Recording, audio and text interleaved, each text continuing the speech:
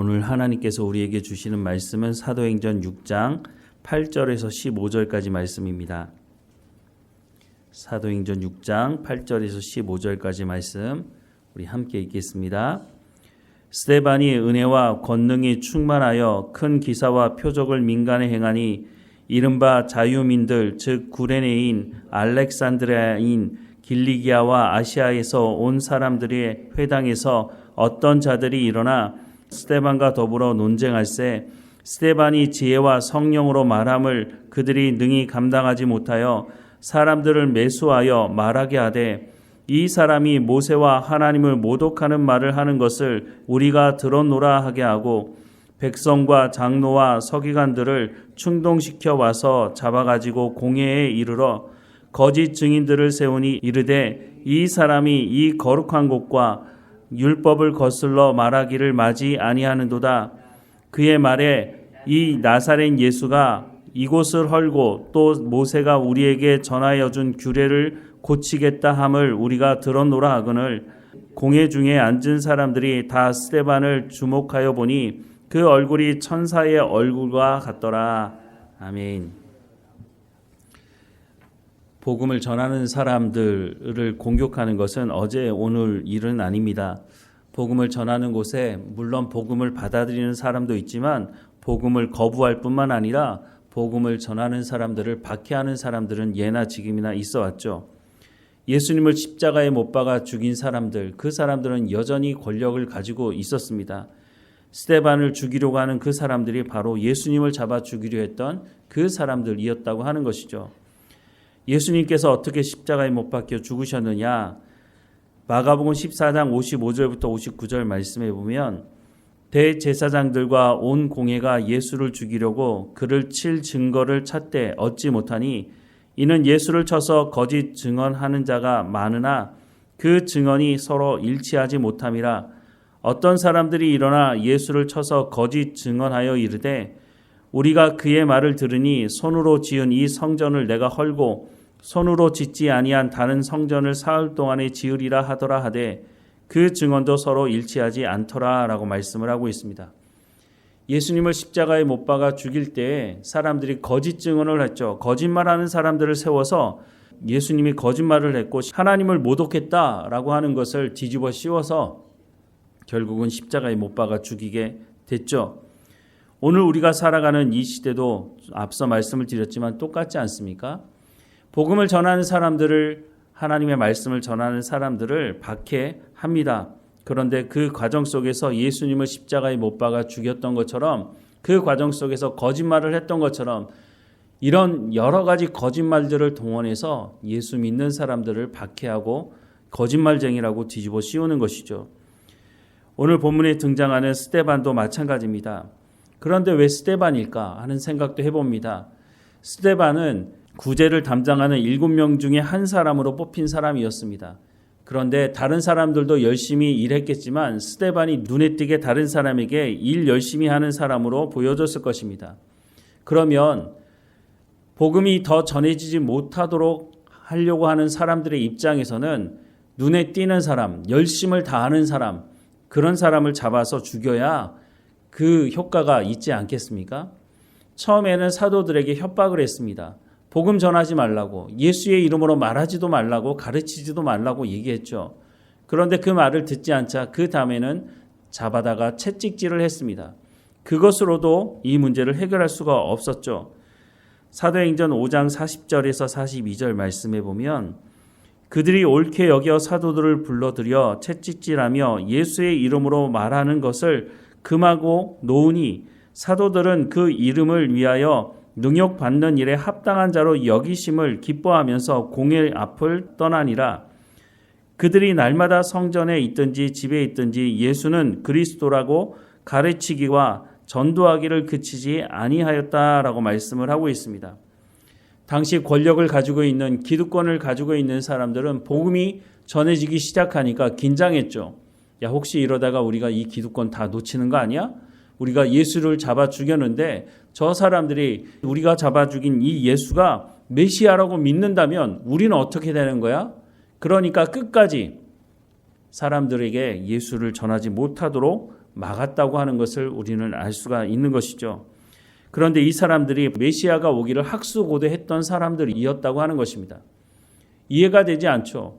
구약 성경에 대해서 아는 사람들이라면 예수님께서 이 땅에 오셔서 다른 말씀하신 것도 아니고 구약의 말씀을, 그 말씀의 의미가 무엇인지, 또 하나님께서 약속하신 그 메시아가 바로 나라고 하는 것을 증명해 보이지 않으셨습니까?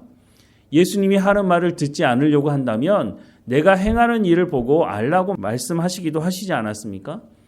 그런데 자신들의 기득권을 포기하지 않는 사람들은 끝까지 예수님을 메시아로 인정하지 않았고 거짓 증인들까지 세워서 예수님을 십자가에 못 박아 죽이는 일까지 벌이게 된 것이죠. 이런 과정 속에서 스데반이 오늘 본문에 등장하게 되는데 8절 말씀에 보면 스데반이 은혜와 권능이 충만하여 큰 기사와 표적을 민간에 행하니라고 말씀을 하고 있습니다. 앞서 말씀을 드린 것처럼 스데반이 눈에 띄었던 것 같습니다. 스데반을 통해서 많은 기사와 표적이 일어나는 것을 보고 저 스데반을 잡아다가 죽이면 아마 더 이상 이제는 우리가 말로 한 것도 채찍질한 것도 소용이 없으니 저 스데반을 잡아 죽이면 더 이상 이 사람들이 예수의 이름으로 가르치지 않을 것이라고 생각을 했던 것으로 보여집니다. 그래서 어떤 방법을 쓰느냐? 예수님을 잡아 죽였던 방법을 똑같이 사용하고 있습니다. 그것은 바로 거짓 증인들을 세우는 것이었습니다. 10절 이하의 말씀에 보면 스데반이 지혜와 성령으로 말함을 그들이 능히 당하지 못하여 사람들을 매수하여 말하게 하되라고 말씀합니다. 매수했다는 말이 뭡니까? 거짓말을 할 수 있도록 돈을 줬다는 거죠. 이 사람이 모세와 사람들을 모독하는 말을 하는 것을 우리가 들었노라 하게 하고 스데반이 그런 말을 할 리가 없는 것이죠. 우리가 앞으로 보게 될 7장 말씀에 보면 어디 스데반의 입을 통해서 하나님을 모독하고 율법을 모독하는 그런 말을 한 일이 있습니까? 그런 일이 없죠. 12절 말씀에 백성과 장로와 서기관들을 충동시켜 와서 잡아가지고 공회에 이르러 거짓 증인들을 세우니 이르되 이 사람이 이 거룩한 곳과 율법을 거슬러 말하기를 마지 아니하는도다 라고 말씀을 하고 있습니다. 예나 지금이나 예수 믿는 사람들을 박해하는 사람들의 입에서 나오는 것은 거짓말이 상당하죠. 당시에 스데반을 죽이기 위해서 사람을 매수하기도 하고 거짓말을 하는 사람들을 세웠지만 이들의 말로는 사실은 스데반을 잡아 죽일 수 있는 조건이 없는 것이죠. 예수님을 십자가에 못 박아 죽이기 위해서 거짓 증인들을 세워서 거짓말을 하게 했지만 그 사람들 서로에게도 그 거짓말이 합하지 못했다고 성경은 말씀해주고 있습니다. 그런데 이런 거짓말이 난무함에도 불구하고 왜 예수님 또 스데반은 죽게 되었을까요? 그 당시에 종교 권력을 가지고 있던 사람들은 예수님을 죽이기로 마음에 작정하고 있었던 사람들이었다고 하는 것입니다. 자신들의 기득권을 유지하기 위해서 거짓말하는 것에 대해서 죄책감이 없는 것이죠. 오늘 우리가 살아가는 이 시대도 마찬가지 아닙니까? 자신들이 가지고 있는 권력, 자신들이 가지고 있는 그 기득권을 놓치고 싶지 않아서 수단과 방법을 가리지 않고 거짓말합니다. 그런데 그 거짓말하는 얼굴을 보면 부끄럽거나 창피하거나 내가 이것을 거짓말하는 것이라고 하는 그 얼굴 표정이 아닙니다. 너무나 담대하게 정말로 진리를 말하는 것처럼 말하지만 사람들은 알죠. 그게 거짓말이라고 하는 것을. 하지만 거짓말을 하는 그 사람들은 그 기득권을 놓칠까 봐 그 얼굴에 철판을 깔고 나는 거짓말하는 것 아니야? 어쨌든 그 사람들이 자기의 권력을 가지기 위해서 서슴없이 거짓말하는 것을 오늘 우리도 보고 있지 않습니까? 예수님 시대에도 마찬가지였습니다. 초대교회가 복음을 전할 때도 마찬가지였다는 것이죠. 세상에 복음을 전하는 어느 곳이든지 이런 일들은 우리가 흔하게 볼 수 있는 것이라고 하는 것입니다. 히브리서 11장 36절에서 38절 말씀에 보면 또 어떤 이들은 조롱과 채찍질뿐 아니라 결박과 옥에 갇히는 시련도 받았으며 돌로 치는 것과 톱으로 켜는 것과 시험과 칼로 죽임을 당하고 양과 염소의 가죽을 입고 유리하여 궁핍하고 환난과 학대를 받았으니 이런 사람은 세상이 감당하지 못하느니라. 그들이 광야와 산과 동굴과 토굴에 유리하였느니라 라고 말씀을 하고 있습니다. 이런 사람들이 끝까지 복음을 지킨 사람들 아니겠습니까? 그래서 오늘 우리가 이런 사람들을 통해서 복음을 듣게 된 것입니다. 그런데 뒤돌아보면 스데반 앞에서 거짓말하던 사람들, 예수님을 십자가에 못 박아 죽이기 위해서 거짓말하던 사람들, 그 사람들 다 어디로 갔습니까? 시간이 지나면 그것이 거짓말인지 그것이 진리인지 판별이 되는 것이죠. 진리의 말씀을 붙들고 있는 사람들은 끝까지 그 말씀을 포기하지 않습니다. 순교하는 그 현장에서도 예수님을 부인하지 않고 그것이 진리라고 하는 것을 자신의 생명을 내어놓음으로 증명하니 거짓말하는 사람들이 어떻게 이것을 감당할 수가 있겠습니까? 오늘 우리가 살아가는 이 시대도 마찬가지입니다. 우리가 복음을 전할 때 복음을 거부하고 박해하는 사람들을 만날 수 있습니다. 거짓말에 속아 넘어가고 있는 사람들, 우리는 그들 앞에서 우리가 전하는 이 복음이 거짓말이 아니라고 하는 것을 우리의 입술로 증언할 뿐만 아니라 우리의 삶을 통해서 증언해야 한다고 하는 것입니다. 시간이 지나고 나면 무엇이 거짓말이고 무엇이 진리인지 그 사람들도 알게 될 것이라고 하는 것입니다. 오늘 본문 마지막에 보면 스데반의 얼굴이 무엇과 같다고요? 천사와 같다고 말씀을 하고 있습니다. 그곳에 모인 사람들이 스데반의 얼굴을 보면서 두려움에 떨고 있는 모습이 아니라 천사와 같이 그 얼굴을 하고 있는 모습을 보면서 오히려 그 거짓말하고 스데반을 잡아 죽이려고 하는 사람들은 부끄러운 마음을 가지게 되었을 것입니다. 나중에 시간이 지나고 나서 아마 이 자리에 참석했던 사람들 중에도 예수님을 영접하는 일이 일어났을 것이라고 생각을 하게 됩니다. 우리가 살아가는 삶의 현장에서 우리가 믿고 있는 예수님이 거짓으로 만들어진 존재가 아니라 진리의 말씀을 전하시는 분이시고 예수님이 이 땅에 오셔서 우리 가운데 생명을 주시고 우리 가운데 구원을 허락해 주신 분이라고 하는 것을 우리가 분명하게 믿고 우리가 담대하게 살아가야 할 것입니다. 그런 우리의 삶을 보면서 세상 사람들이 저 사람들이 하는 말이 거짓이 아니네? 저 사람들의 삶을 보니까 정말 저것이 맞네?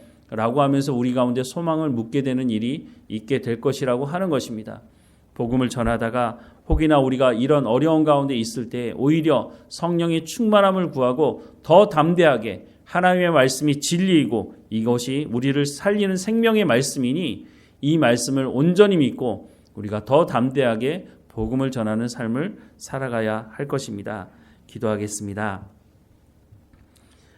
사랑하는 하나님, 제자들이 부활하신 예수님에 대해서 담대하게 증거하였지만 당시 기득권을 가지고 있던 부패한 종교 권력을 가진 사람들이 협박을 하고 채찍질하고 또한 심지어 생명의 위협을 가하는 일까지 있었지만 복음은 중단되지 아니하고 더 많은 사람들에게 확장되었던 것을 보게 됩니다. 오늘 우리가 살아가는 이 시대에도 우리 가운데 복음을 증거하는 사명을 주셨는데 우리가 복음을 전하다가 이런 일을 당할 때 더욱 담대하게 복음을 전할 수 있도록 우리가 입술로만 복음을 전하는 것이 아니라 삶을 통해서 복음을 증거하는 복음에 합당한 삶을 살아가는 것을 통해서 하나님의 말씀이 살아있음을 우리가 증거하는 열매를 맺을 수 있도록 하나님 은혜를 허락해 주옵소서. 하나님 우리의 입술을 통해서 삶을 통해서 우리 주변 사람들에게 복음이 증거될 수 있도록 또한 속이는 사람들 앞에서는 우리가 담대하게 스데반의 얼굴이 천사와 같다고 말씀하는 것처럼 우리의 얼굴을 통해서 우리의 삶을 통해서 하나님의 복음이 담대하게 증거될 수 있도록 은혜를 허락해 주옵소서. 오늘도 우리가 살아가는 삶의 현장에서 하나님께서 맡겨진 모든 일에 충성을 다할 수 있도록 하나님 주시는 그 구원의 기쁨을 누리며 살아가며 하나님의 말씀에 순종하며 성령의 열매를 맺어가는 삶이 될 수 있도록 은혜를 허락해 주옵소서. 하나님 우리 가운데 세상이 줄 수 없는 그 평안함을 우리 가운데 허락해 주시고 주님 앞에 담대하게 살아갈 수 있도록 인도해 주옵소서. 오늘 우리 가운데 살아가는 그 모든 삶의 현장에서 하나님께 영광이 되는 삶이 될 수 있도록 인도해 주옵소서. 늘 우리와 함께 하시는 하나님 감사하고 예수님의 이름으로 기도드립니다. 아멘.